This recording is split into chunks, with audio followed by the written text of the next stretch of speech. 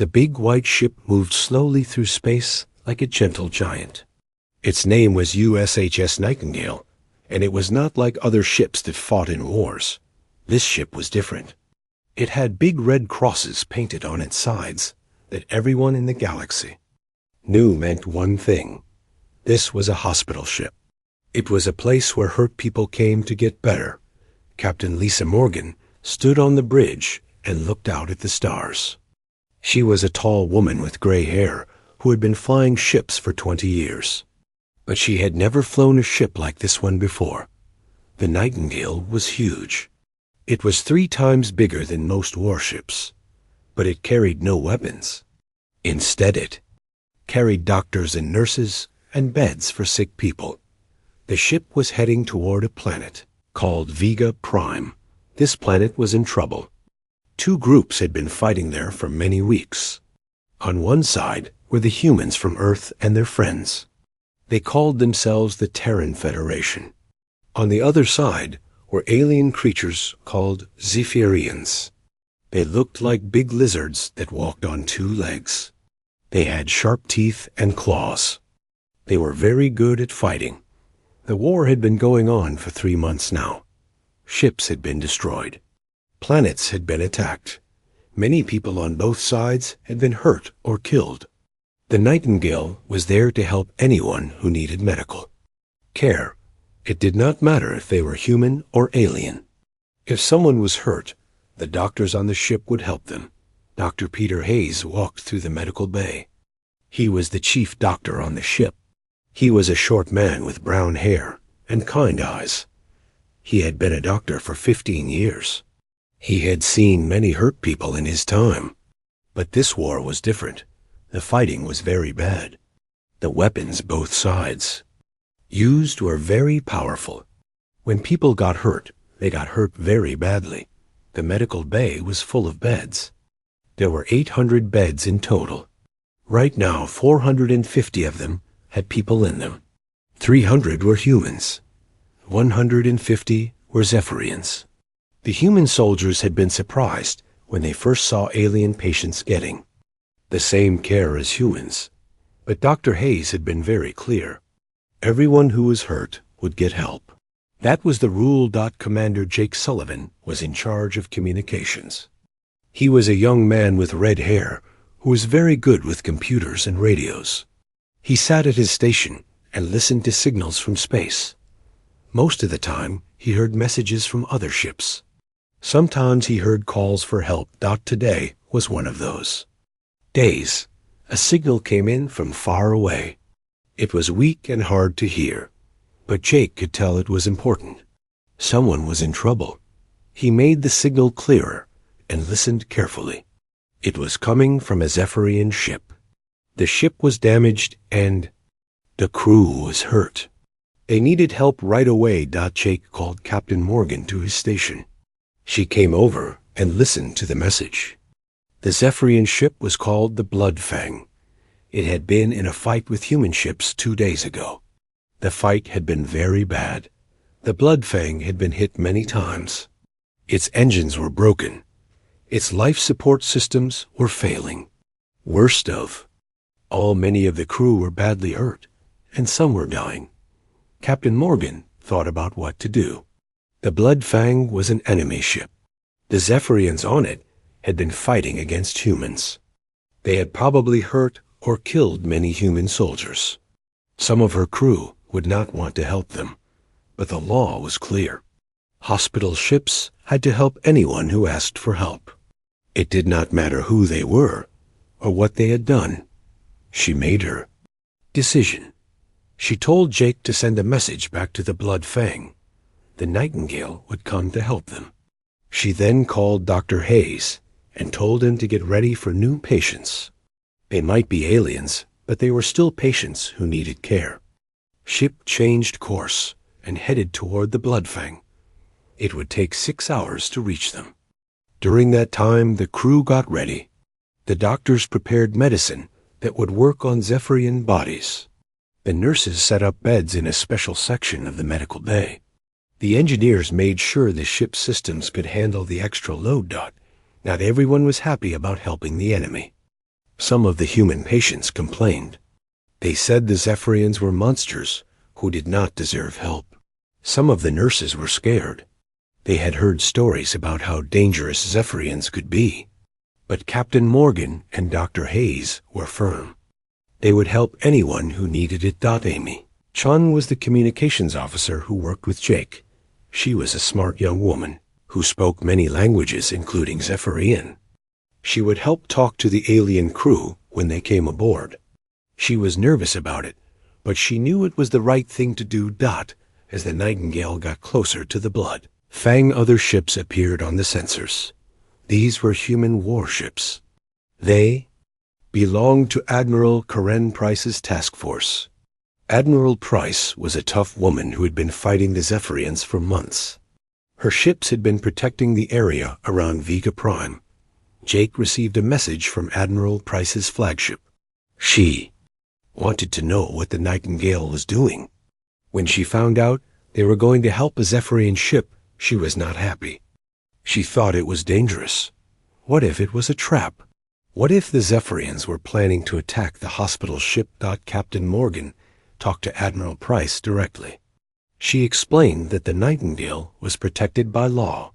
Hospital ships could not be attacked. They had to be allowed to do their work. Admiral Price did not like it, but she understood. She ordered her warships to move away. They would stay close enough to help if there was trouble, but they would not interfere with the medical mission. The Blood Fang was a mess when they found it. The ship was dark and broken. Parts of it were missing. The hull had big holes in it. It was amazing that anyone on board was still alive. Captain Morgan ordered her ship to dock with the alien vessel. It was dangerous, but it was the only way to get the hurt Zephyrians to safety. Dr. Hayes and his medical team put on special suits and went aboard the Blood Fang. What they found was horrible. The ship was full of smoke and the smell of burned metal. Dead Zephyrians floated in the corridors, but some were still alive. They were hurt very badly, but they were breathing. The medical team worked quickly. They moved the living Zephyrians to the Nightingale. There were 37 of them. Some had lost arms or legs. Others had burns all over their bodies.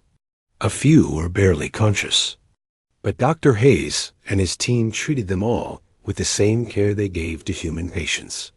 The rescue took 4 hours. When it was done, the Blood Fang was empty. The Nightingale now had 487 patients. The medical bays were getting crowded, but there was still room for more. Captain Morgan hoped they would not need it. The Nightingale was finishing its rescue mission when the sensors picked up new ships. They were coming fast from the direction of the Zephyrian home worlds. Jake Sullivan counted them on his screen. There were 12 ships in total. They were all big warships with lots of weapons. At the front was the biggest ship he had ever seen. It was called the Crimson Talon. War leader Kethfor stood on the bridge of the Crimson Talon. He was a huge Zephyrian with dark red scales and yellow eyes. He had been fighting wars for 30 years. He had destroyed many enemy ships and killed many enemies. But he had never seen anything like what was happening now. Through the big windows of his ship, he could see the human hospital ship. It was white and clean and had red crosses painted on it. Those symbols meant it was protected by the old laws of war. No one was supposed to attack a hospital ship, but Kethfor did not care about those laws. He thought they were stupid human ideas. What made him angry was what the humans were doing. They were helping hurt Zephyrians. They were treating enemy soldiers like they were friends. To Kethfor, this was wrong. In his mind, enemies should be left to die. Helping them was a sign of weakness. It made him sick to watch. Captain Morgan saw the Zephyrian warships on her sensors. She was worried, but not scared. Hospital ships were protected by law. Even in the worst wars, no one attacked them. She told Amy Chun to send a message to the Zephyrian fleet. The message would tell them that the Nightingale was a medical ship and was protected. Amy sent the message in perfect Zephyrian language. She explained that the Nightingale was helping hurt people from both sides. She said they were not fighting anyone. They were just trying to save lives. She asked the Zephyrian ships to respect the hospital ship and let them continue their work. Message reached the Crimson Talon. Kethver listened to it, and his anger grew. A young human female was speaking his language very well. She was being polite and respectful, but her words made him furious. She was talking about saving Zephyrian lives as if they were important. She was treating his warriors like they were weak creatures who needed human help. Kethvar had lost many good warriors in the fighting. His best friend had died just 3 days ago when human ships attacked his convoy. The humans had shown no mercy then. They had destroyed every ship and killed everyone on board. Now they wanted to act like they cared about Zephyrian lives. It was all fake. It was all a lie. He turned to his weapons officer. The weapons officer was a young Zephyrian named Grixtar. He was new to war, but he was eager to fight. Kethver told him to charge the main guns. Grixtar looked surprised. He reminded his commander that they could not attack a hospital ship. It was against the law. Kethver looked at him with cold eyes. He said the humans had made the rules. Now they would learn what happened when they tried to make Zephyrians look weak. He ordered Grixtar to target the hospital ship. The young weapons officer was scared, but he did what he was told. The Crimson Talon's big guns began to glow with power. On the Nightingale captain, Morgan watched the Zephyrian ships move into attack position. She could not believe what she was seeing. No one had ever attacked a hospital ship before. It was unthinkable. She called Admiral Price on the emergency channel. She asked for help. Admiral Price was 20 minutes away with her warships. She told Captain Morgan to run. The Nightingale should leave the area as fast as possible. But Captain Morgan said they could not leave. They still had patients who needed care. Some of the Zephyrians they had rescued were still in surgery. Moving them now would kill them. Dr. Hayes was in operating room number 3. He was trying to save a young Zephyrian warrior who had been badly burned. The alien's chest was cut open, and Dr. Hayes was working on his heart. Nurse Rebecca Foster was helping him. She was a kind woman who had been a nurse for 10 years. She had 2 young children at home. The first blast hit the side of the ship. The whole Nightingale shook like it was in an earthquake. The lights went out for a moment, then came back on. In the operating room, Dr. Hayes almost dropped his instruments. The Zephyrian patient on the table was still alive, but just barely. Dr. Hayes kept working. He would not let his patient die. More blasts hit the ship. The Crimson Talon was shooting at the hospital ship with all its weapons. Other Zephyrian ships joined the attack. The Nightingale's shields were not made for war. They were weak and they began to fail quickly. Captain Morgan gave the order to abandon ship. She told everyone to get to the escape pods. The ship was going to be destroyed, and everyone needed to get out. But many people did not want to leave. The doctors and nurses wanted to stay with their patients. They could not just run away and let hurt people die. Amy Chun was still trying to send messages to the Zephyrian ships. She was begging them to stop. She was telling them that there were children on board. In the pediatric ward, there were 50 young humans who had been hurt when their colony was attacked. Some of them were only 5 or 6 years old.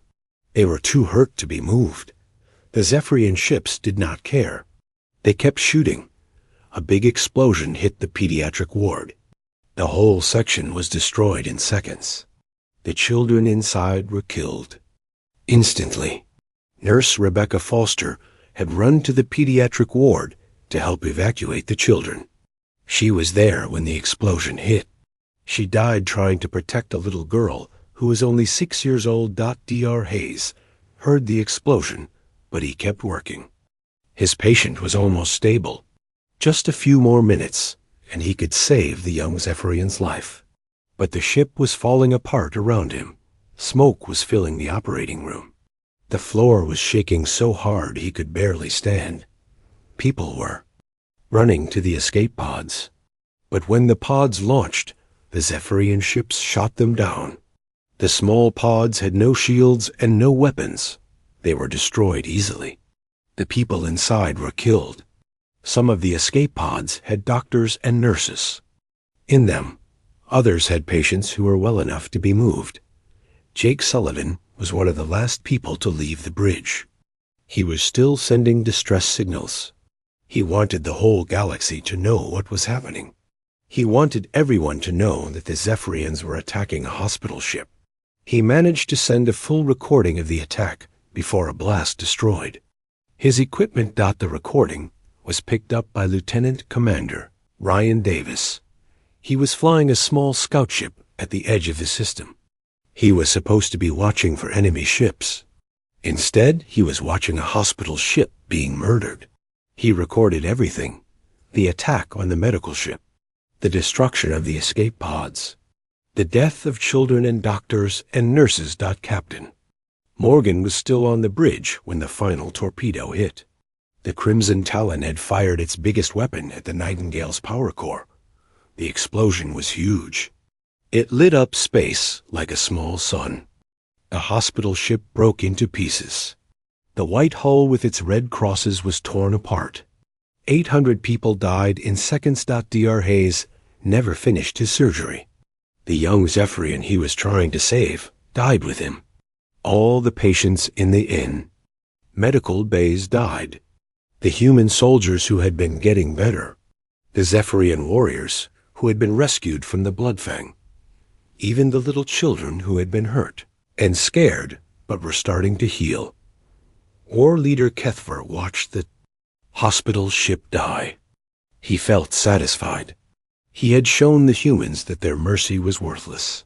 He had proven that Zephyrians were stronger than human weakness. He ordered his ships to leave the area. They had done what they came to do, but Kethver did not know about Ryan Davis. He did not know that everything had been recorded. He did not know that the recording was already being sent to Earth. He did not know that he had just made the biggest mistake of his life. The debris from the Nightingale floated in space. Pieces of white metal with red crosses painted on them. Bits of medical equipment, the remains of beds and operating tables, and the bodies of 800 good people who had died trying to help others. In a few hours the recording would reach Earth. The leaders of humanity would see what had happened. They would see the murder of doctors and nurses. They would see the killing of children. They would see the destruction of everything they believed in. And then they would respond. The message reached Earth in the middle of the night. It came through the emergency channels that were only used for the most important news. Admiral Susan Clark was sleeping in her quarters when her aide woke her up. The young officer was pale and shaking. He told her she needed to see something right away. Admiral Clark was the commander of the Terran Home Fleet. She was a tough woman who had been in the military for 25 years. She had fought in 3 wars and had seen many terrible things. But nothing had prepared her for what she saw on the screen. The recording from Lieutenant Commander Ryan Davis was 13 minutes long. It showed everything. The Nightingale trying to help hurt people. The Zephyrian ships arriving. The first attacks on the hospital ship. The destruction of the escape pods. The final explosion that killed everyone on board. Admiral Clark watched it twice. The first time she was shocked. The second time she was angry. By the time she finished watching, she was furious. She called President Helen Martinez right away. The president needed to see this. The whole government needed to see this. President Martinez was in her office in Washington. She had been working late on other problems when the call came in. Admiral Clark told her to turn on the emergency channel. The president did as she was told.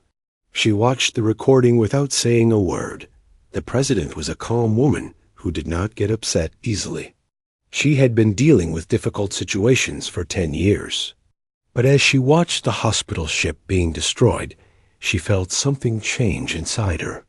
When she saw the children's ward being blown up, she had to look away. When she saw the escape pods being shot down, she closed her eyes. After the recording ended, President Martinez was quiet for a long time. Then she called General Paul Mitchell. He was the chairman of the Joint Chiefs of Staff. He was the most important military leader in the government. She told him to come to the White House right away. They needed to have a meeting. General Mitchell arrived 30 minutes later. He was a big man with gray hair and hard eyes. He had been a soldier for 30 years. He had fought on a dozen different worlds. He had killed many enemies and had seen many friends die. But he had never seen anything like the recording dot as he watched the Nightingale being destroyed. General Mitchell felt something break inside him. He had always believed in the rules of war. Even when fighting enemies, he had tried to be honorable. He had never attacked civilians. He had always respected medical personnel. What the Zephyrians had done was beyond evil. President Martinez called an emergency meeting of the Senate. All the most important leaders in the government came to the Capitol building. They gathered in the big chamber where laws were made. The president showed them the recording. She told them what had happened. The room was silent as they watched. Some of the senators were crying. Others were angry. A few had to leave the room because they could not handle seeing the children die. When the recording ended, everyone was quiet for a long time. Senator Robert Chun was the first to speak. He was an old man who had always been against war. He had spent his whole career trying to make peace. But after seeing the recording, he stood up and said that this could not be allowed. The Zephyrians had crossed a line that should never be crossed. Senator Margaret Davis agreed. She was a young woman who had 2 children of her own. When she saw the pediatric ward being destroyed, she thought about her own kids. She said that humanity had to respond. They could not let this go unpunished. The vote was unanimous. Every senator agreed that something had to be done. President Martinez was given emergency powers to do whatever was necessary. The full resources of the government were put at her disposal. The military was told to prepare for total war. The news spread quickly across Earth. The recording was shown on every television channel. People watched in horror as the hospital ship was destroyed. They saw the children dying. They saw the doctors and nurses being killed. They saw the escape pods being shot down. The reaction was immediate and powerful. People who had never cared about the war suddenly wanted to fight. Pacifist groups that had been against military action changed their minds. Religious leaders who preached peace called for justice. Even children who were too young to understand war knew that something terrible had happened. Linda Grant was a scientist who studied alien life. She had spent years learning about different species. She had always believed that humans and aliens could live together in peace. But after seeing the recording, she went to the military and offered to help. She gave them detailed information about Zephyrian biology. She told them about their weaknesses. The industrial worlds of the solar system went into full production. The factories on Mars that made civilian goods switched to making weapons. The shipyards around Jupiter that built cargo ships started building warships. The mining stations in the asteroid belt sent all their metal to Earth. Captain Danny Roberts was commanding a cargo ship when the war started. He was a peaceful man who had never fired a weapon in his life. But after seeing the recording, he went to the recruitment office and volunteered for the military. He was made the captain of a new warship called the Hippocrates. The response was not just from Earth. Every human colony in the galaxy sent help. The farming world sent food. The mining world sent metal. The technology worlds sent new weapons. Even the smallest outposts sent whatever they could. New Geneva was a pacifist colony that had never had a military. The people there had always refused to fight in any war. But after seeing the Nightingale being destroyed, they changed their minds. They built their first warships and sent them to join the fleet. The Outer Rim was a group of mining stations far from Earth. The people there were tough and independent. They had never cared much about politics or war. But when they saw the recording, they were furious. They formed their own militia and volunteered to fight. Within 6 weeks, the human military had grown from 200 ships to 2,000 ships. New weapons were invented. New tactics were developed. The entire human race was united in a way it had never been before. Major Sandra Lee was a Marine officer who had been on leave when the war started. She was visiting her family when she saw the recording. She immediately went back to duty and volunteered for the most dangerous missions. She wanted to make the Zephyrians pay for what they had done. The ships that were built were different from normal warships. They were painted white with red crosses on them. They looked like hospital ships, but they were full of weapons. The message was clear. The Zephyrians had attacked a medical ship. Now they would face ships that looked like medical ships, but fought like warships. Dr. Kevin Brown was a physicist who had been working on new shield technology. After seeing the recording, he worked day and night to improve his designs. He created shields that could protect ships from Zephyrian weapons. He wanted to make sure that no more hospital ships would be destroyed. The training camps were full of new soldiers. People who had never thought about joining the military suddenly wanted to fight. Doctors became combat medics. Teachers became communications officers. Farmers became gunners. The whole society changed overnight. Admiral Clark was put in charge of the new fleet. She had never commanded so many ships before, but she was determined to make the Zephyrians pay. She studied the recording over and over again. She memorized every detail. She wanted to understand exactly what had happened so she could plan her revenge. The plan was simple. The human fleet would find the Zephyrian home worlds. They would destroy every military ship they could find. They would capture the commanders who had ordered the attack. They would make sure that no one would ever attack a hospital ship again. President Martinez gave a speech to the nation. She stood in front of the cameras and told the world what humanity was going to do. She said that the attack on the Nightingale was not just an attack on one ship. It was an attack on everything humans believed in. It was an attack on the idea that some things were sacred even in war. She said that humanity would respond with overwhelming force. But she also said that humans would not become like their enemies. They would not attack civilians. They would not torture prisoners. They would not abandon their principles. They would fight with honor, even against an enemy that had no honor. The speech was broadcast across the galaxy. Other alien species heard it and were amazed. They had never seen humans so angry. They had never seen them so united. Some aliens were scared. Others were impressed. All of them knew that something big was about to happen. The fleet was ready. 2,000 ships filled with angry humans who wanted justice. They were well armed and well trained. They knew what they were fighting for. They had seen the recording. They knew what the Zephyrians had done. War leader Cathfar did not know what was coming. He thought his attack on the hospital ship had been a great victory. He thought he had shown human weakness to the galaxy. He had no idea that he had awakened something terrible. He had no idea that he had united humanity against him. The human fleet left Earth orbit and headed for Zephyrian space. They were not going to negotiate. They were not going to make peace. They were going to war. And they were going to win. The human fleet arrived at Proxima Centauri like a storm of white and red death. 2,000 ships dropped out of hyperspace at exactly the same time. They formed perfect battle lines as if they had been practicing for years. At the center of The formation was Admiral Clark's flagship, the Retribution.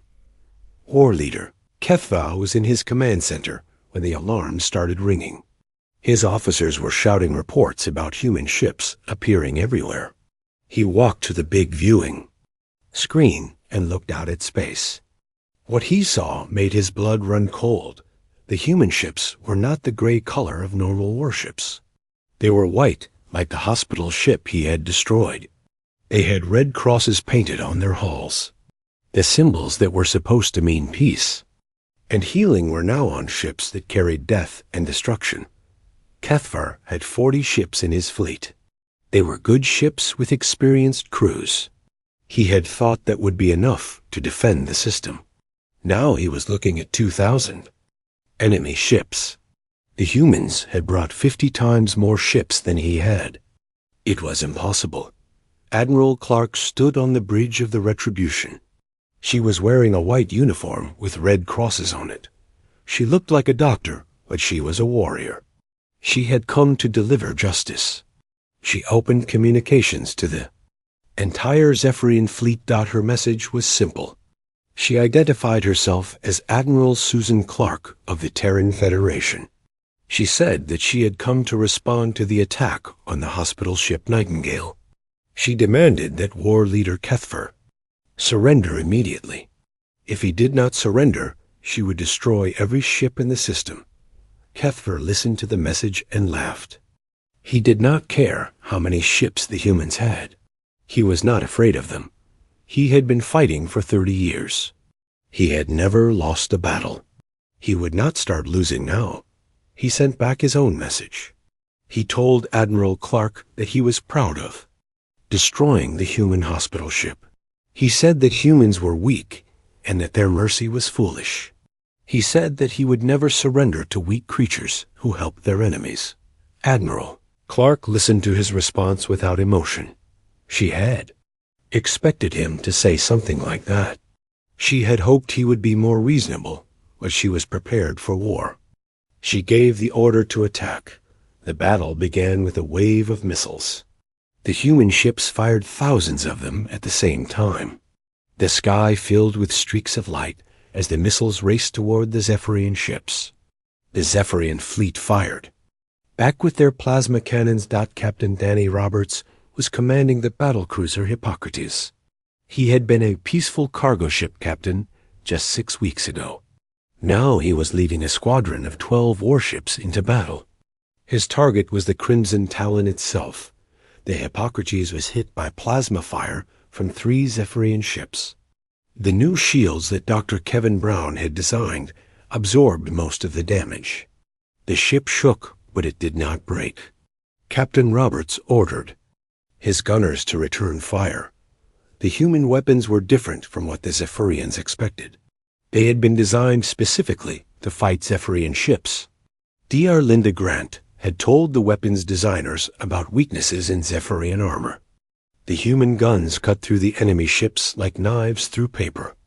The first Zephyrian ship to be destroyed was a heavy cruiser called the Iron Fang. It was hit by missiles from 5 human ships at the same time. The explosions tore it apart.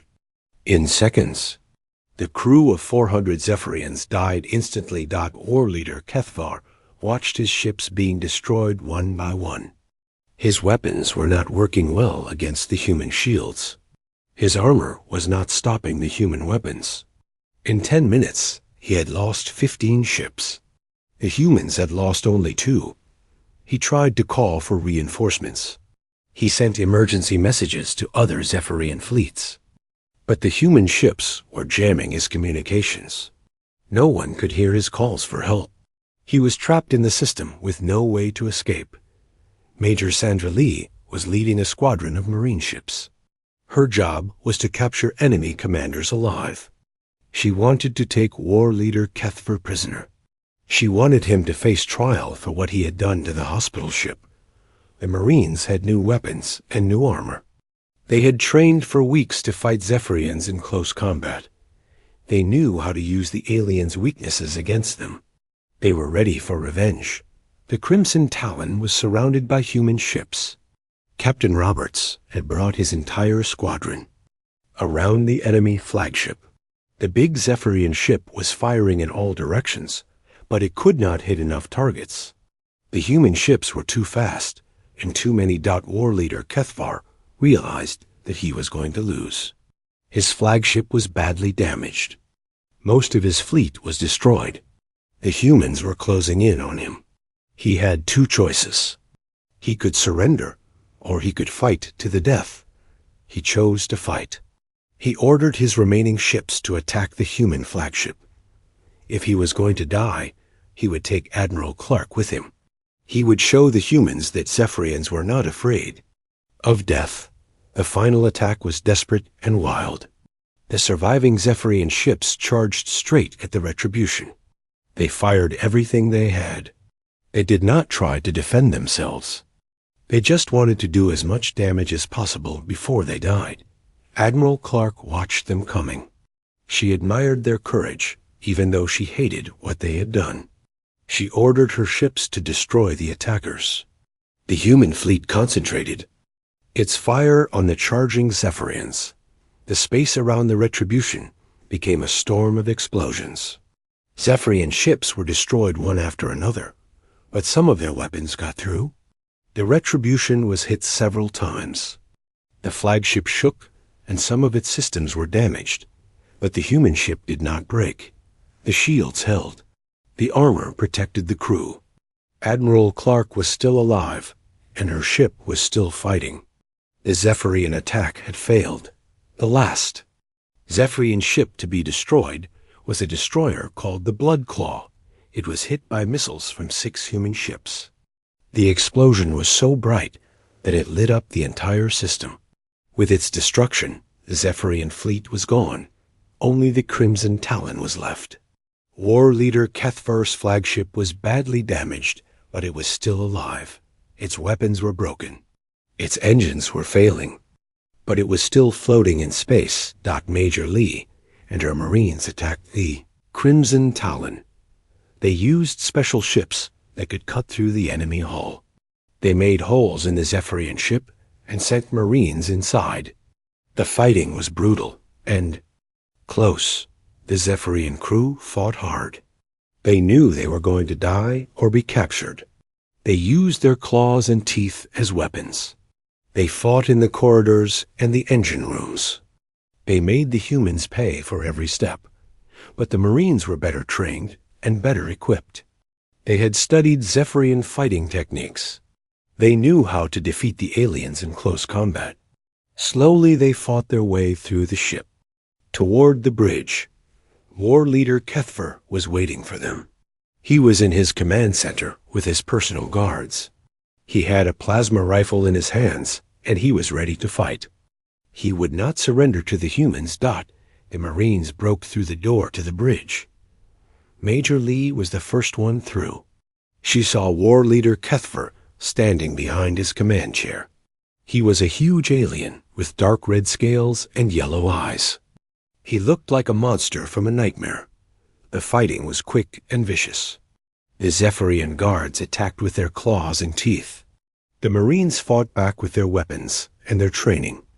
Bodies fell on both sides. The bridge became a battlefield. War leader Kethvar fired his plasma rifle at Major Lee. The shot missed her by inches. She rolled behind a console and fired back. Her shot hit the alien in the shoulder. He roared with pain and anger. The alien commander was wounded, but he was not finished. He dropped his rifle and charged at Major Lee with his claws extended. He was bigger and stronger than she was, but she was faster and smarter. She dodged his first attack and hit him with the butt of her rifle. He stumbled but did not fall. He swung his claws at her again. This time she could not dodge completely. His claws cut through her armor and wounded her arm, but Major Lee had backup. 2 other Marines came up behind War leader Kethvar. They hit him with stun weapons. The alien leader fell to the floor. He was not dead, but he was unconscious. The battle was over. The Zephyrian fleet was destroyed. War leader Kethvar was captured. The humans had won a complete victory. In less than 2 hours, they had destroyed 40 enemy ships and captured the alien commander. Admiral Clark surveyed the battlefield. Pieces of Zephyrian ships floated in space. The system was quiet, except for the sound of her own ships moving. Around, she had lost 37 ships and 2,000 crew members. The Zephyrians had lost everything, but this was just the beginning. Admiral Clark had not come to fight one battle. She had come to end the war. She sent messages to every Zephyrian world, telling them what had happened. She told them that this was the price for attacking a hospital ship. The news of the battle spread quickly through Zephyrian space. Other alien commanders heard about the destruction of Kethvar's fleet. They learned that the humans had brought 2,000 ships to destroy 40. They realized that humanity was now fighting with all its strength. Some Zephyrian leaders wanted to keep fighting. They said that losing one battle did not mean losing the war. They had more ships and more warriors. They could still win if they fought hard enough. Other Zephyrian leaders were more careful. They had seen what happened to war leader Kethvar. They knew that the humans were angry and powerful. They wondered if it might be better to make peace before more ships were destroyed. Admiral Clark did asterisk. The battle for the Zephyrian homeworld never happened. 3 days before the human fleet arrived, the Zephyrian High Command sent a message of complete surrender. They could not fight anymore. They had lost too many ships and too many warriors. The war was over. Admiral Clark received the surrender message while her fleet was still approaching the alien homeworld. She read it carefully. The Zephyrians were offering to give up everything. They would accept any terms that humanity demanded. They just wanted the killing to stop. The Admiral called President Martinez on Earth. The two women talked for an hour about what to do next. They could destroy the Zephyrian homeworld and kill billions of aliens. They could make the entire species pay for what war leader Kethvar had done. But that would make them no better than their enemies. President Martinez made the decision. The humans would accept the surrender, but there would be conditions. The Zephyrians would be punished, but they would not be destroyed. Humanity would show the galaxy that they could be both strong and merciful. The surrender ceremony took place on the Zephyrian homeworld. Admiral Clark and her officers landed on the alien planet in small ships. They were met by the Zephyrian leaders who bowed their heads in shame and defeat. The terms of surrender were harsh but fair. The Zephyrian military would be disbanded. Their warships would be destroyed or given to other species. War criminals like Kethvar would be put on trial. The aliens would pay for the damage they had caused. But the humans also offered something unexpected. They offered to help rebuild Zephyrian worlds that had been damaged in the fighting. They offered to share medical technology. They offered to help feed Zephyrian civilians who were hungry because of the war. The Zephyrian leaders were confused. They had expected the humans to be cruel and vengeful. They had expected to be treated the way they would have treated defeated enemies. Instead, the humans were offering help and mercy. Dr. Carol Evans led the first humanitarian mission to Zephyrian space. She was a doctor who specialized in treating alien diseases. She brought medical supplies and food to worlds that had been hurt by the fighting. She set up hospitals and clinics. Many Zephyrians did not trust the human doctors at first. They remembered the war and the hatred. They thought the humans might try to poison them or hurt them. But Dr. Evans and her team treated every patient with care and respect. Slowly the aliens began to change their minds about humans. They saw that the same species that had destroyed their fleets was now healing their wounded. They saw that humans could be both terrible warriors and gentle healers. War leader Kethvar was put on trial for war crimes. The trial was held on a neutral world and was broadcast across the galaxy. Every species could watch and see what happened to those who attacked. Medical ships. Major Sandra Lee testified at the trial. She told the court about the battle where Keffer was captured. She described how he had shown no regret for destroying the hospital ship.